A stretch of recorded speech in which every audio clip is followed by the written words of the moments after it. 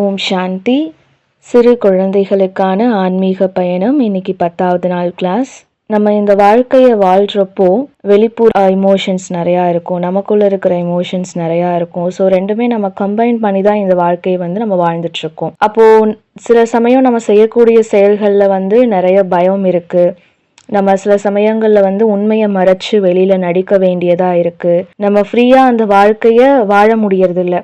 அதனால வாழ்க்கை என்ன ஆயிடுது, ரொம்ப கஷ்டமா நமக்கு தோண ஆரம்பிச்சிருது. ஆனா நம்ம எப்படி இருக்கோமோ நம்ம அப்படியே நம்ம வாழ்க்கையை வாழும்போது தான் அந்த லைஃப் ரொம்ப சிம்பிளா ஈஸியா ரொம்ப கூலா நம்ம ஹேண்டில் பண்ண முடியும். நம்ம எப்பவுமே என்ன நினைக்கிறோம், இந்த விஷயம் நான் செஞ்சா என்னை யாராவது ஜட்ஜ் பண்ணுவாங்களா, என்னோட பிஹேவியரை பத்தி ஏதாவது சொல்லுவாங்களா அப்படிங்கிற பயம் நமக்குள்ள இருந்துட்டே இருக்கு. அதனால நம்மள நாமளே ரெகக்னைஸ் பண்ண முடியல, நமக்கு நாமளே ஒரு ரெஸ்பெக்ட் கொடுத்து நம்ம அந்த வழியை யூஸ் பண்ணி நடக்க முடியல. யாராவது ஏதாவது சொல்லிட்டா என்ன பண்றதுங்கிறதுனாலயே, ஜட்ஜ் பண்ணிட்டா என்ன பண்றது அப்படிங்கிற விஷயத்த நம்ம யோசிக்கிறதுனாலயே நம்மளுடைய ட்ரூ ஐடென்டிட்டி அந்த இடத்துல மறைஞ்சிருது. அந்த இடத்துல நேர்மையும் மிஸ் ஆயிடுது. அப்போ நமக்குள்ள எப்பவுமே ஒரு தைரியம் வேணும். நம்ம என்ன நினைக்கிறோமோ அதுதான் ரியலா நம்ம கொண்டுட்டு வரோம். அப்போ அதுல ஒரு சின்சியாரிட்டி வேணும். நம்ம ட்ரூ ஐடென்டிட்டி நமக்குள்ள இருக்கணும். யாருக்காகவும் எந்த ஒரு சுச்சுவேஷன்ஸ்லயும் நம்ம உண்மையை மறைக்க கூடாது.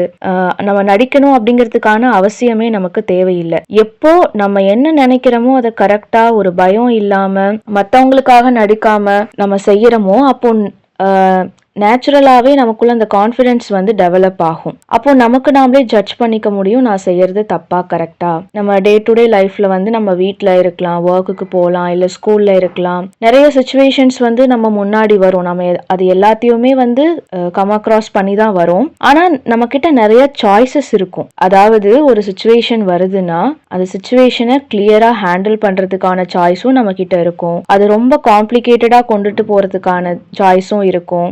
தந்திரமா நடிச்சு ஏமாத்தி வாழ்றதுக்கான சாய்ஸும் அதுல இருக்கும். ஸ்ட்ரைட் ஃபார்வர்டா நடக்கிறதுக்கான சாய்ஸும் ஒவ்வொரு சூழ்நிலையில நமக்கு இந்த மாதிரி நிறைய சாய்ஸஸ் இருக்கு. அப்போ நம்ம என்ன பண்ணணும், ஏதாவது ஒரு சாய்ஸை சூஸ் பண்ணி தான் ஆகணும். ஏதாவது ஒரு பாயிண்ட் ஆஃப் டைம்ல நம்ம என்ன சூஸ் பண்றோமோ அதுதான் நம்மளுடைய கேரக்டரா மாறுது. அதுதான் நம்முடைய உள்ள இருக்கக்கூடிய அந்த குணங்களை டெவலப் பண்ணுது. அப்போ நான் எல்லா சூழ்நிலைகள்லயும் மாறாம ஸ்ட்ரைட் ஃபார்வர்டா அமைதியா நான் எப்படி இருக்கேனோ அதை மட்டுமே நான் வெளிப்படுத்துறேன்னா அப்ப என்னுடைய கேரக்டர் நல்ல விதத்துல டெவலப் ஆகும். இல்ல ஒவ்வொரு சூழ்நிலையில என்ன நான் மாத்திக்கிட்டே இருக்கேன், நடிக்கிறேன், ஏமாத்துறேன், மத்தவங்களை இம்ப்ரெஸ் பண்ணணும்னு நல்லா பேசுறேன், இல்ல ஒரு நல்லா இருக்கிற சுச்சுவேஷனை காம்ப்ளிகேட்டடா கொண்டுட்டு போறேன்னா அப்போ என்னுடைய பழைய சம்ஸ்காரம் அந்த இடத்துல வேலை செய்யுது. அப்போ எனக்குள்ள இருக்கிற கேரக்டர் நல்லதா டெவலப் ஆகாது. அது இன்னும் அந்த பழைய சம்ஸ்காரங்களோட ஒத்து போயே தான் டெவலப் ஆயிட்டே இருக்கும். அப்போ இந்த இடத்துல அந்த ஹானஸ்டி அப்படிங்கறதே இருக்காது. எப்போ நம்மளுடைய எண்ணம் சொல் செயல் மூணு ஒரே மாதிரி இருக்கோ அப்போதான் உண்மையான நேர்மை வெளியே வரும். அப்போ அந்த நேர்மையை கைட் பண்ற லைட் எது அப்படின்னா உண்மை. சரி, உண்மைக்கும் நேர்மைக்கும் என்ன வித்தியாசம்? ரெண்டுமே ஒன்னா இல்ல வெவ்வேறையா? உண்மை அழியாதது, நேர்மை நமக்குள்ள இருக்கிற ஒரு குணநலன். கண்டிப்பா இது ரெண்டுக்குமே வித்தியாசம் இருக்கு. உண்மை நமக்குள்ள இருக்கு. அந்த உண்மையை எப்போ நம்ம செயல்படுத்துறோமோ செயல்கள்ல கொண்டுட்டு வரமோ அதை நம்ம ஃபாலோ பண்றப்போ அது நேர்மையா மாறுது. அப்போ உங்களுக்கான சில கொஸ்டின்ஸ் இருக்கு. நீங்க ஏதாவது ஒரு சிச்சுவேஷன்ல உண்மையை சொன்னதுக்கு அப்புறம் எப்படி ஃபீல் பண்ணுவீங்க? அது எந்த மாதிரி சிச்சுவேஷன்ஸ் வேணாலும் இருக்கலாம். நீங்க உண்மையை சொல்லிட்டீங்க, அதுக்கப்புறம் எப்படி நமக்கு ஃபீல் ஆகும்? ஒரு மாதிரி அமைதியா லைட்டா நம்ம ஸ்டேபிளா இருக்கிற மாதிரி நமக்கு ஃபீல் ஆகும். சில சிச்சுவேஷன்ஸ்ல நம்ம உண்மையை மறைக்கும் போது, உண்மையை மறைக்க ட்ரை பண்ணும் போது நமக்கு எப்படி ஃபீல் ஆகும்? நம்ம ஒரு ஆசிலேஷன்லயே இருப்போம், ரெஸ்ட்லெஸ்ஸா ஃபீல் பண்ணுவோம், பயம் இருக்கும், அன்ஸ்டேபிளா இருப்போம். அப்போ மக்களுடைய கருத்து என்னன்னா, நேர்மையை பொறுத்த வரைக்கும் பொய் பேசக்கூடாது. இந்த கருத்து உண்மையானது. ஆனா இதுக்கு ஒரு ஆழ்ந்த அர்த்தம் இருக்கு நேர்மைக்கு. அதாவது நான் நடிக்காம எந்த ஒரு பர்சன் கிட்டையும் எந்த ஒரு சூழ்நிலை இடத்துலயும் நான் நடிக்காம என்ன நானே உண்மையா எனக்குள்ள என்ன இருக்கோ அதை அப்படியே வெளிப்படுத்தணும். அதாவது யாருக்காகவும் என்னோட ஃபேஸஸை நான் சேஞ்ச் பண்ணிக்க கூடாது. நான் இந்த பொசிஷன்ல இருக்கேன், ஸோ இந்த பொசிஷனை நான் இவங்க முன்னாடி நான் காமிக்கணும், நான் நல்ல பொசிஷன்ல இருக்கிறத காமிக்கணும், நம்ம என்ன இருக்கிறோமோ அதை மறைச்சு ஒருத்தங்க முன்னாடி வந்து நம்ம இருக்கிறது. அந்த மாதிரி வந்து நேர்மை இருக்கக்கூடாது. நம்மளுடைய தவறுகளை வந்து மறைக்கிறதுக்கு ட்ரை பண்றப்போ அப்போ இது வந்து ஃப்ளோல என்ன ஆயிடும், அந்த நேர்மை வந்து மறைஞ்சு போயிடும். அப்போ வந்து எண்ணங்கள் வேறையா இருக்கும், செயல்கள் வேறையா மாறிடும். அது ஒரு ஃப்ளோ வந்து நேச்சரா இருக்காது. ஏன்னா நம்ம என்ன நினைக்கிறோம்னா மத்தவங்க நம்மளை எப்படி ஜட்ஜ் பண்ணுவாங்க அப்படிங்கறத பத்தி தான் யோசிக்கிறோம். ஆனா நம்ம எப்பவுமே வந்து ஜட்ஜ் பண்ணாம இருக்கணும். ஒவ்வொரு விஷயத்தையும் சரி, ஒவ்வொரு நபர்களையும் சரி, நம்ம ஜட்ஜ் பண்ணாம வாழ்றதுதான் நேர்மை. அப்போ மட்டும்தான் அந்த இன்னர் குவாலிட்டி நமக்குள்ள வந்து டெவலப் ஆகும். ஒண்ணு நாமளே வந்து ஜட்ஜ் பண்ண ஆரம்பிச்சிடுறோம். யாராவது ஏதாவது நம்மளை பத்தி என்ன நினைப்பாங்க அப்படிங்கிற ஒரு பயத்தினால நாமளே சம்டைம்ஸ் வந்து ஜட்ஜ் பண்ண ஆரம்பிச்சிடுறோம். அதனால கூட உண்மையை நம்ம வந்து மறைக்கிறோம். இவங்க வந்து தப்பா நினைச்சிட்டா என்ன பண்றது? அதனால அவுட்புட் என்னவாயிடுது, நேர்மை அந்த இடத்துல இருக்கிறது இல்ல. இதுவே வந்து நானும் யாரையும் எந்த ஒரு விஷயத்திலயும் தீர்மானம் அளிக்காம மத்தவங்க என்ன நினைச்சாலும் பரவாயில்ல, நான் வந்து உண்மையா இருக்கணும்னு நினைக்கிறோம்னா அந்த இடத்துல வந்து நேர்மை டெவலப் ஆகுது. அப்போ என்னுடைய இம்பர்ஃபெக்ஷன், அதாவது நான் சில விஷயங்களை வந்து பர்ஃபெக்ட் இல்லாம இருக்கலாம், தவறுகள் செய்யலாம், அதை நான் எப்போ அக்செப்ட் பண்றேனோ அப்போதான் இந்த நேர்மை அப்படிங்கிற குவாலிட்டி எனக்குள்ள டெவலப் ஆகும். அப்போ நானும் மத்தவங்க நம்ப முடியும், என்னுடைய எல்லா செயல்களையுமே மத்தவங்க வந்து அக்செப்ட் பண்ணிக்குவாங்க. நான் வந்து உண்மையை வெளிக்கொண்டுட்டு வரதுக்கான எந்த ஒரு எஃபோர்ட்டும் போட வேண்டியது இருக்காது. அவங்களும் வந்து என்ன நம்புவாங்க. 1830 ஆப்ரஹாம் லிங்கன் அவர் வந்து ஒரு சின்ன கடையில ஒரு சிம்பிள் கிளர்க்கா தான் வந்து ஒர்க் பண்ணிட்டு இருந்தாரு. அவரு கடையை பூட்டுற நேரம் அவருக்கு வந்து ஞாபகம் வருது. ஒரு லேடி கிட்ட அவர் வந்து எக்ஸ்ட்ரா சார்ஜ் பண்ணிட்டாரு. காசு வந்து ஏதோ ஒரு பொருள் கொடுத்து எக்ஸ்ட்ரா காசு வாங்கிட்டாரு தெரியாம. உடனே அவரு நினைச்சிருந்தா நாளைக்கு காலையில அந்த பெண்மணி ஞாபகம் வச்சு வாங்கிக்குவாங்க, இல்ல நாளைக்கு நம்ம கொண்டுட்டு போய் கொடுத்துருக்கலான்னு அவரு யோசிச்சிருக்கலாம். ஆனா அவர் என்ன பண்ணாருன்னா அந்த காசுக்கு ஆசைப்படல. அது ரொம்ப தூரம் அந்த பெண்மணியோட வீடு. அந்த பெண்மணியோட வீடை கண்டுபிடிச்சு ஒரு 6¼ சென்ட், அங்க அதுல வந்து சென்ட் அப்படின்னு சொல்லுவாங்க அந்த காலத்துல பணத்தை. அப்போ அதை வந்து ரிட்டர்ன் பண்ணாரு உடனே அந்த பெண்மணிக்கு கொண்டு போய் கொடுத்து. ஏன்னா அவர் வந்து பணம் வந்து நேர்மை வந்து யோசிக்கல, நேர்மைதான் உண்மையான சம்பாத்தியம் அப்படிங்கறத வந்து அவர் யோசிச்சாரு. அதனால உடனே வந்து அவர் சிம்பிள் கிளர்க்கு தான். அந்த காலத்துல அந்த ஒரு அமௌண்ட் வந்து அவருக்கு தேவைப்படக்கூடிய ஒரு விஷயம். ஆனா அவரு அந்த பணத்தை வந்து தாங்கிட்ட வச்சுக்காம நேர்மையா உடனே அந்த பெண்மணி கிட்ட போய் அவங்களுக்கு சேர வேண்டிய பணத்தை அவரு கொடுத்தாரு. அதே மாதிரி அவருடைய வாழ்க்கையில நடந்த இன்னொரு விஷயம், ஒரு தடவை அவரும் அவருடைய பிசினஸ் பார்ட்னர் வில்லியம் பெரி 2 பேருமே சேர்ந்து ஒரு கடை வந்து ஓபன் பண்ணாங்க. கொஞ்சம் மாசத்துல என்னாச்சுன்னா துரதிருஷ்டவசமா அந்த பிசினஸ் வந்து நல்லா ரன் ஆகல. நல்லா ரன் ஆகாத டைம் அவருடைய ஃப்ரெண்ட் பெரியும் வந்து இறந்து போயிட்டாரு. சோ இப்ப ஆப்ரஹாம் லிங்கனுக்கு வந்து மிகப்பெரிய ஒரு கடன் தொகை இருக்கு. அவரும் ஒரு ஃப்ரெண்டும் சேர்ந்துதான் வந்து இந்த கடனை வாங்கியிருப்பாங்க. சோ அவருடைய கடன் தொகை அந்த காலத்துல மட்டுமே $1100. அந்த காலத்துல அது வந்து ரொம்ப பெரிய அமௌண்ட்.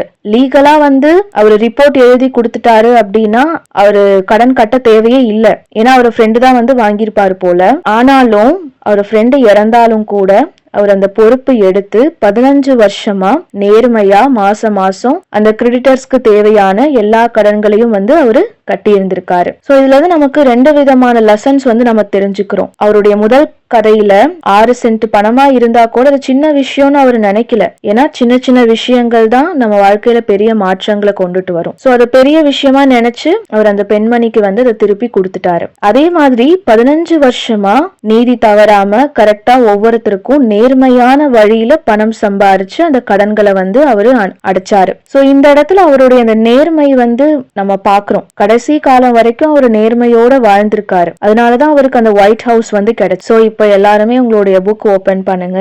சில கொஸ்டின்ஸ்க்கு வந்து நீங்க ஆன்சர் பண்ணணும். நீங்க யாருக்கும் சொல்ல வேண்டாம், உங்க நோட்ல வந்து அந்த ஆன்சர்ஸ் எழுதிக்கோங்க. எந்த ஒரு சிச்சுவேஷன்ல எனக்கு நேர்மைய வந்து இம்ப்ளிமெண்ட், அதாவது கடைபிடிக்கிறதுக்கும் அப்ளை பண்றதுக்கும் கஷ்டமா இருந்தது? எந்த ஒரு சூழ்நிலையில நேர்மைய நான் சொல்றதுக்கு, நேர்மைய வெளிக்காட்டுறதுக்கு எனக்கு கஷ்டமா இருந்தது? இது முதல் கொஸ்டின். 2வது கேள்வி, எந்த ஒரு பயம் என்ன அந்த நேர்மைய வெளிப்படுத்த விடாம தடுத்துச்சு? எந்த ஒரு பயம் நேர்மைய வெளிப்படுத்த விடாம தடுத்துச்சு? 3வது கேள்வி, எந்த ஒரு சப்போர்ட் எனக்கு கிடைச்சது? அது நபர்களா இருக்கலாம், சூழ்நிலைகளா இருக்கலாம். எந்த ஒரு சப்போர்ட் என்ன அந்த பயத்துல இருந்து வெளிக்கொண்டுட்டு வந்து நேர்மையா இருக்க வச்சுது? இது 3வது கேள்வி. ஸோ இந்த 3 கேள்விகளுக்கும் நீங்க ஆன்சர் எழுதணும். அப்போ எப்போ நம்ம நேர்மையா இருக்கிறோமோ அந்த நேர்மை நமக்குள்ள தைரியத்தையும் சப்போர்ட்டையும் வந்து டெவலப் பண்ணுது. அப்போ நம்ம எப்போ நேர்மையா இருக்க முடியும், நமக்கு எப்போ அந்த தைரியமும் சப்போர்ட்டும் கிடைக்கும், யாருக்கிட்ட இருந்து? சிவ பாபா கிட்ட இருந்து தான் நமக்கு அந்த தைரியம் சப்போர்ட் எல்லாமே கிடைக்குது. எப்போ அவர்கிட்ட இருந்து அவர் என் கூடவே இருக்காரு, அவர்கிட்ட இருந்து எனக்கு சக்திகள் கிடைக்குதுன்னு நம்ம நினைக்கிறோமோ அப்போ நமக்குள்ள இருக்கிற மத்தவங்க என்ன நினைப்பாங்க அப்படிங்கிற பயம், இதை எதையாவது இழந்துருவோமோ, யாரையாவது இழந்துருவோம் அப்படிங்கிற பயம், யாராவது தண்டனை கொடுத்துட்டா என்ன பண்றது, இல்ல நம்ம ஏதாவது அட்வான்டேஜ் எடுத்து தப்பா பண்ணிட்டா என்ன பண்றது, நம்மள அக்செப்ட் பண்ணிக்கலனா என்ன பண்றது, இந்த மாதிரி பயம் எல்லாமே முடிஞ்சு போயிடும். இப்போ இந்த மாதிரி பயத்தை தான் நம்ம என்னன்னு சொல்றோம்?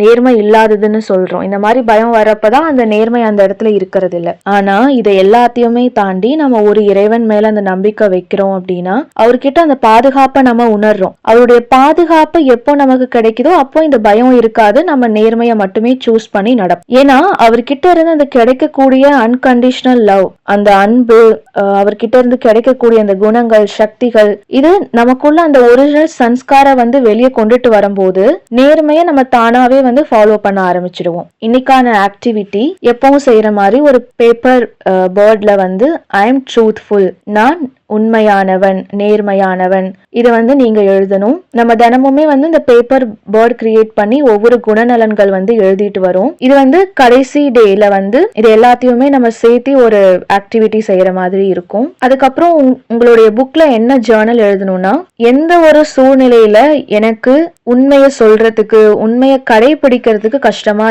இருக்கும், நான் கஷ்டமா ஃபீல் பண்ணேன், அதை வந்து நீங்க எழுதணும். சோ அதுக்கான சொல்யூஷனையும் நீங்க எழுதணும். அதாவது அதுக்கான பதில், கேள்வி எழுதிட்டு அதுக்கான பதிலையும் எழுதணும். இப்போ உண்மையை வெளிப்படுத்துறதுக்கு எந்த ஸ்டெப் நான் எடுத்து வச்சேன் இதையும் வந்து நீங்க எழுதணும். ஒரு 2 நிமிஷம் நம்ம தியானம் பண்ணலாம். கம்ஃபர்டபுளா உட்காந்துக்கோங்க. உங்களுக்கு தேவைப்பட்டா நீங்க கண்களை மூடிக்கலாம். உங்க மூச்சு நல்லா இழுத்து விடுங்க. உங்களுடைய முழு கவனத்தையும் இப்போ உங்க மூச்சு மேல கொண்டுட்டு வாங்க.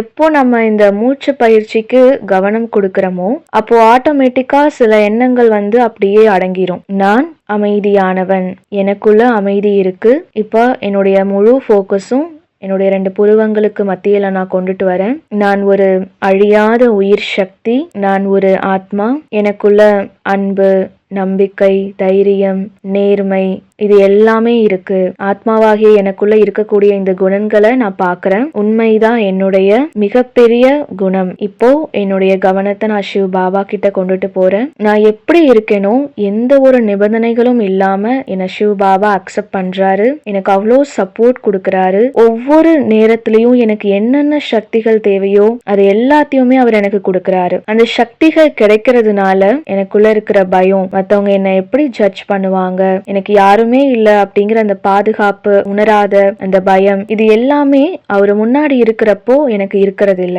ஏன்னா அவர்கிட்ட இருந்து எனக்கு நம்பிக்கை கிடைக்குது, பாதுகாப்பு கிடைக்குது, எல்லா விஷயத்திலயும் சப்போர்ட் பண்றாரு. நான் எப்படி இருக்கேனோ அவர் என்ன அப்படியே அக்செப்ட் பண்றாரு. அவர் அன்பினுடைய சக்தியில நான் மூழ்கி போயிடு. அவர் அந்த அன்பினுடைய சக்தியை நிறைக்க நிறைக்க எனக்குள்ள வந்து தைரியம் அதிகரிச்சுட்டே இருக்கும். இந்த சக்திகள் மூலமா எனக்கு எந்த விதமான சிச்சுவேஷன்ஸ் வந்தாலும் அந்த சிச்சுவேஷனை என்னால ஈஸியா ஹேண்டில் பண்ண முடியுது. என்ன நானே அக்செப்ட் பண்ணிக்கிறேன். எனக்குள்ள இருக்கிற வேண்டாத விஷயங்கள், நான் சில விஷயங்களை பெர்ஃபெக்ட் இல்லாம இருக்கலாம், அது எல்லாத்தையுமே நான் வந்து பகுத்தறிய முடியுது. நான் என்ன ஜட்ஜ் பண்ணிக்கணும் அப்படிங்கிறதுக்கான இஃபோர்ட்டே எனக்கு தேவைப்படல. என்னுடைய எண்ணம், சொல், செயல் 3மே ஒரே மாதிரி இருக்கு. அந்த 3லயுமே வந்து நேர்மை நிறைஞ்சிருக்கு. சிவ பாபா கிட்ட இருந்து கிடைக்கிற சக்திகள்னால எல்லா சிச்சுவேஷன்ஸ்லயும் எனக்கு நேர்மையை கடைபிடிக்கிறது டிஃபிகல்ட்டாவே எனக்கு அனுபவம் ஆகல. நான் உண்மையான ஆத்மா, நேர்மையை மட்டுமே நான் கடைபிடிச்சு வாழ்றேன். ஸ்ரீமத் படி மட்டுமே நான் நடந்துட்டு இருக்கேன். நான் அதை எனக்குள்ள உணர ஆரம்பிக்கிறேன். எல்லா விஷயங்கள்லயுமே நான் நேர்மையை மட்டுமே தான் வெளிப்படுத்துறேன். இன்னைக்கு முழு நாளும் நான் உண்மையானவனா இருப்பேன். அந்த நேர்மையை மட்டுமே ஒவ்வொரு விஷயத்திலயும் நான் கடைபிடிப்பேன். நல்லது. ஓம் சாந்தி.